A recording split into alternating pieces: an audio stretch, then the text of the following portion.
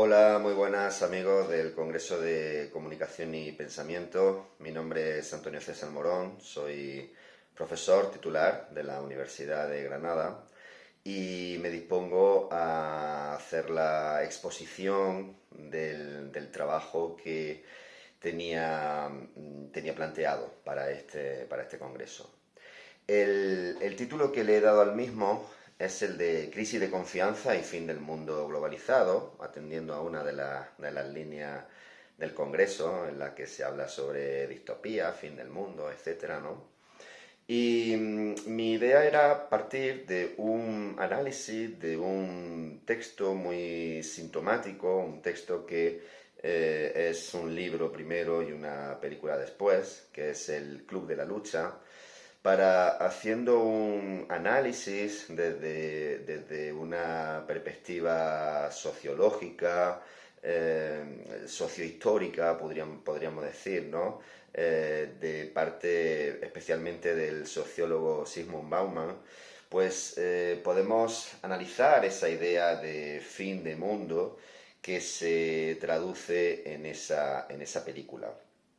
En concreto, de lo que me gustaría hablar es de la idea de fin de mundo globalizado, ¿no? Hay un libro fundamental de este teórico, de Zygmunt Bauman, que se titula La globalización, consecuencias humanas. Es un libro, si no recuerdo mal, creo que del año 1999. Fijaos que es el mismo año en el que se estrena esta película, El Club de la Lucha, 3 años después de la publicación del libro El Club de la Lucha de Chuck Palahniuk. Y fijaos que en este libro lo que está haciendo Bauman es hablar de dos instancias que se crean con la globalización. Él habla de los locales y los globales, ¿no? Es decir, la idea es que hay gente que tiene acceso a toda una a todo un mercado, un mundo, incluso unas ideas, ¿no? Realmente tiene acceso a una estructura social que está por encima de la estructura social a la que tienen acceso otros ciudadanos, ¿no? Eso, ahí es donde él habla de globales y locales. Fijaos que lo que nos dice algunos comentarios tan interesantes como estos, ¿no? Voy a leer algunas de las citas en una de las ediciones del libro que se hizo en el Fondo de Cultura Económica en el año 2017. Y nos dice ahí, Bauman dice, algunos nos volvemos plen y verdaderamente globales, otros quedan detenidos en su globalidad. Es interesante, ¿no? La palabra que emplea, detenidos en la globalidad. Es decir, ya nos está dando la idea de que la globalidad no es algo no es algo en continuo movimiento, sino que puede ser algo que se detenga, ¿no? Y se detiene cuando de lo global se pasa a lo local. Sigue diciendo, un trance que no resulta agradable ni soportable en un mundo en el que los globales dan el tono e imponen las reglas de juego de la vida.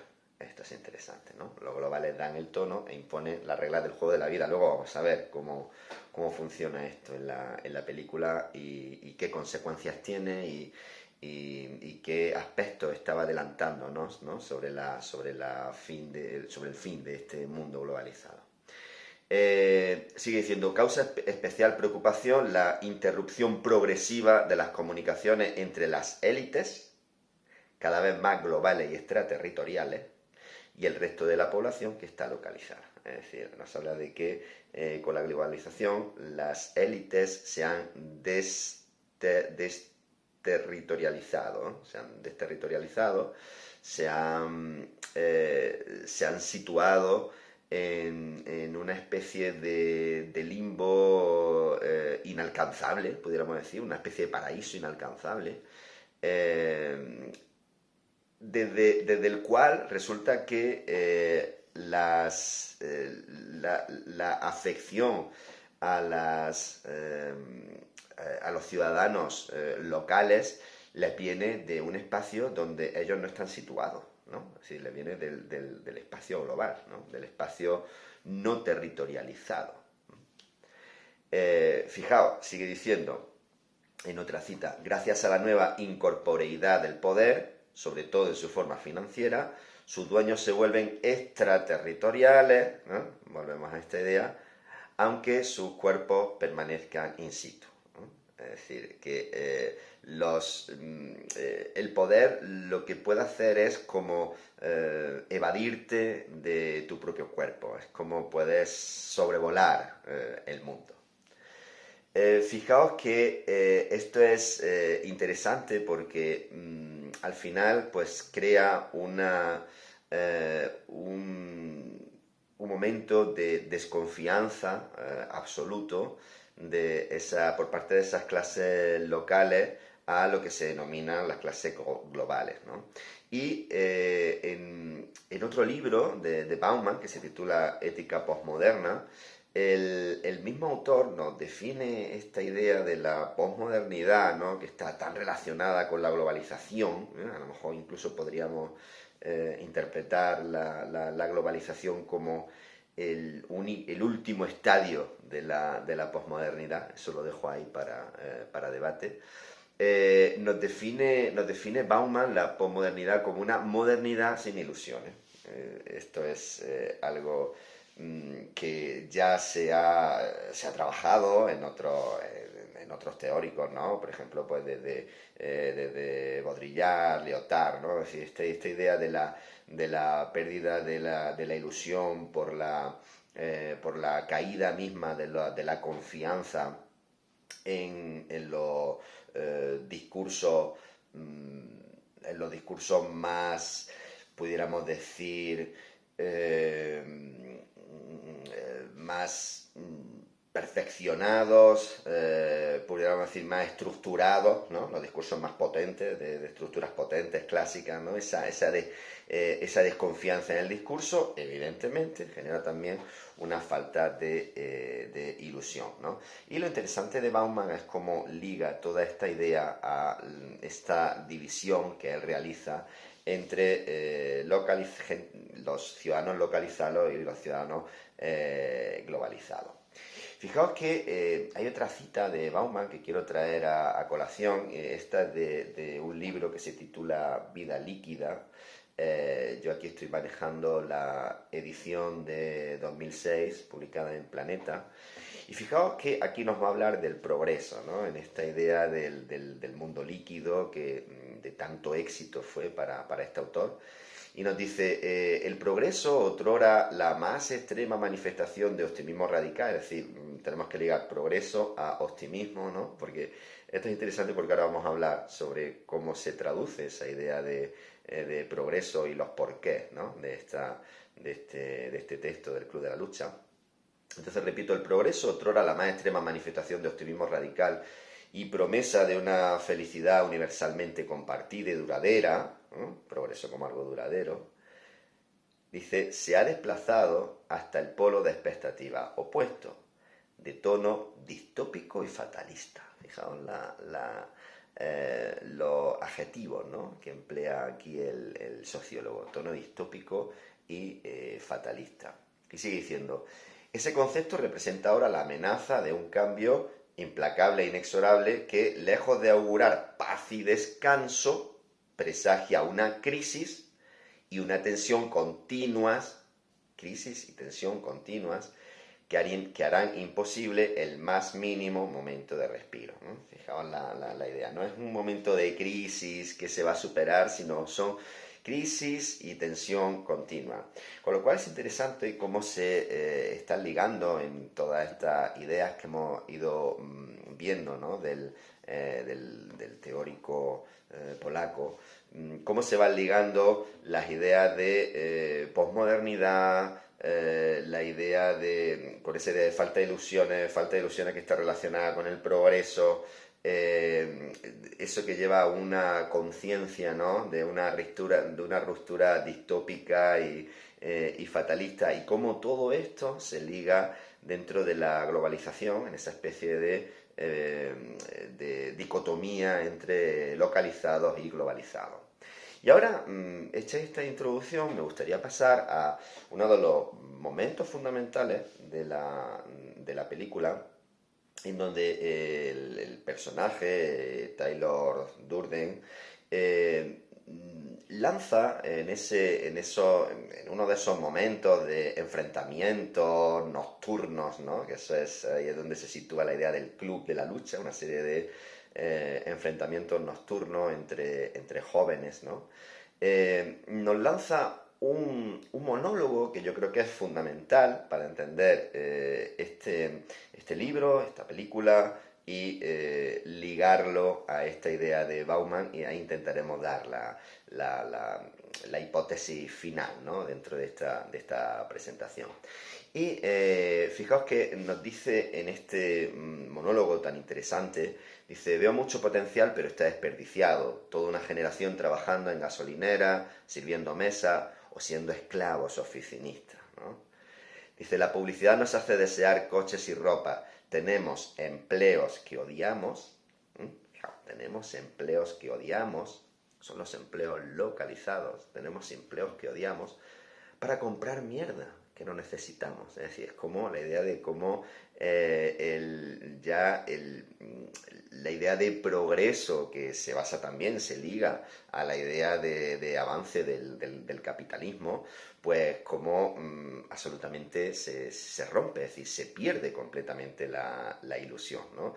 Y una de las claves de este libro, ¿no? De los personajes, es que quieren vivir completamente al margen, quieren no entrar dentro del sistema, quieren no consumir absolutamente nada, ¿no? Entonces ahí tenemos ya un principio de ruptura muy potente del capitalismo y de la propia globalización. Sigue diciendo: somos los hijos malditos de la historia, desarraigados y sin objetivos. Fijaos, hijos malditos de la historia, desarraigados, ¿no? Hacia ahí surge una idea muy existencialista, ¿no? Como arrojados ahí en medio de un tiempo y un espacio que no hemos elegido, ¿no? Que diría Heidegger. Y además sin objetivo. Este es otro de los problemas, la caída de los estructuralismos, esa caída de los estructuralismos, de los discursos estructuralistas, ¿no? Que te daban una serie de objetivos, de confianza en un mundo. Todo eso se ha caído, y eso evidentemente se ha caído para los personajes. Y sigue diciendo: no hemos sufrido una gran guerra ni una depresión, ¿no? Refiriéndose a la guerra mundial y al crash del 29, entiendo, ¿no? Fijaos que todo esto está a finales de los años 90, no habían sucedido todavía muchas cosas en la historia, no habían sucedido los ataques de las Torres Gemelas, no había sucedido la crisis de la caída de Lehman Brothers y todas las crisis que se han seguido arrastrando y que nos llegan hasta hoy, ¿no? Incluso llegándonos hasta la actual guerra de Ucrania. Fijaos, es decir, todo esto está escrito antes. Parece como que a partir de un par de años después hubiera comenzado una nueva historia. Efectivamente, la idea del fin del mundo, ¿no? Es el principio del fin del mundo globalizado, pudiéramos decir. Pero fijaos que sigue hablando, dice: nuestra guerra es la guerra espiritual.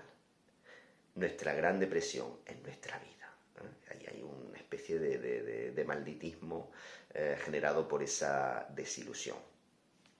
Y ahora viene una parte interesantísima. Dice: crecimos con la televisión que nos hizo creer que algún día seríamos millonarios, dioses del cine o estrellas del rock, pero no lo seremos, y poco a poco lo entendemos, lo que hace que estemos muy cabreados.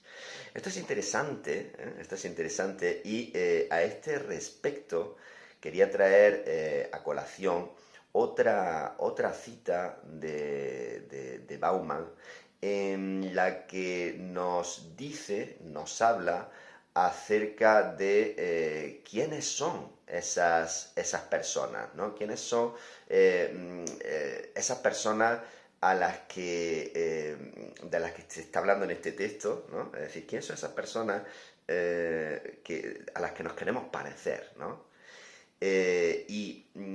Bauman nos dice volviendo a este libro de la globalización, consecuencias humanas, dice un fragmento como este. Dice, los más miran a los menos. Los menos, objeto de la mirada, son los famosos, ¿no? De esto está hablando el texto.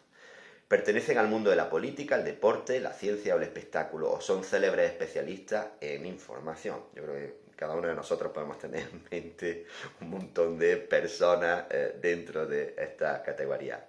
No importan de dónde provengan, todos los famosos exhibidos ponen en exhibición el mundo de los famosos. Esto es interesantísimo, ¿vale? Es decir, lo que hacen los famosos es exhibir el mundo de los famosos, ¿no? El mundo en el que no está el resto de la población, esa población local, que es la población de los no famosos, pudiéramos decir, ¿no? De todo esto que dice en el monólogo de crecimos pensando que íbamos a hacer esto, pero no lo seremos, y poco a poco lo entendemos y hace que estemos muy cabreados, ¿no? De eso está hablando este texto.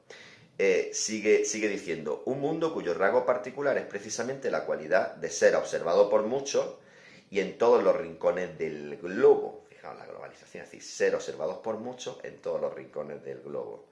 De ser en su cualidad de ser observado, ¿no? Ser en la cualidad de ser observado. En eso consiste, ¿no?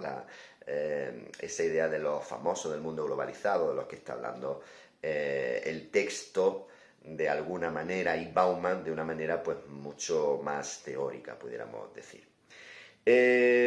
Como conclusión y lanzando ideas para un posible debate, es decir, todo esto estará mucho más detallado en el artículo que se presente finalmente, ¿no? Pero como conclusión, la idea fundamental es que en el Club de la Lucha estamos viendo ya un anuncio desde el punto de vista artístico de algo que ya estaba viendo el propio Bauman, ¿no? De ese análisis de lo que era la globalización y de las contradicciones que conllevaba en sí misma la globalización del final del mundo globalizado, que yo creo que es lo que estamos viviendo ahora mismo, ¿no? Es decir, si atendemos a todas las, pues desde la guerra de Ucrania, no sé, desde que ganó Donald Trump las elecciones en Estados Unidos y el auge, ¿no? De todos esos nacionalismos, todos están cortados por un mismo patrón. Y es la idea de romper con el mundo globalizado, la idea de volver, ¿no? Por eso decía Donald Trump, ¿no? Decía lo de Make America Great Again, ¿no? Es decir, esa América que volviera a ser grande de nuevo, evidentemente está referida pues a la América de los años 60, a la América de los años 70, ¿no? Es decir, la América que desde la propia América gobernase el mundo, pero sin tener que estar, sin tener que asumir que las demás empresas del mundo también pudiesen hacer negocios, y que hiciera negocio la propia América y ya está, ¿no? Y esa es la idea, ¿no? de la globalización, que todas las empresas estén dentro de un mercado global, ¿no? Lo que quería ir Donald Trump era precisamente a lo contrario. Y entonces lo que sucede en este libro es que un grupo de jóvenes resulta que se enfrenta a esa idea de la vida líquida de la que nos habla Bauman, se enfrenta a esa desilusión intentando crear una solidez, ¿no? Yo creo que ahí está el quid de la cuestión, ¿no? La idea de intentar crear algo sólido dentro de un mundo líquido. Es como lo que están exigiendo esos jóvenes que son los protagonistas, ¿no? De esos clubes de la lucha clandestinos que se montan, ¿no? En distintos bares por las ciudades, lo que están exigiendo es terminar con la desigualdad a partir de la creación de un mundo sólido. Es como se han dado cuenta que esa vida líquida de la posmodernidad ha generado más desigualdad, ha generado más desilusión, y lo que intenta es construir un mundo sólido y desde ahí emocionalmente hacerse más fuerte. Bueno, seguro que hay muchos temas de debate, aquí lo dejo y les agradezco profundamente la atención prestada. Gracias.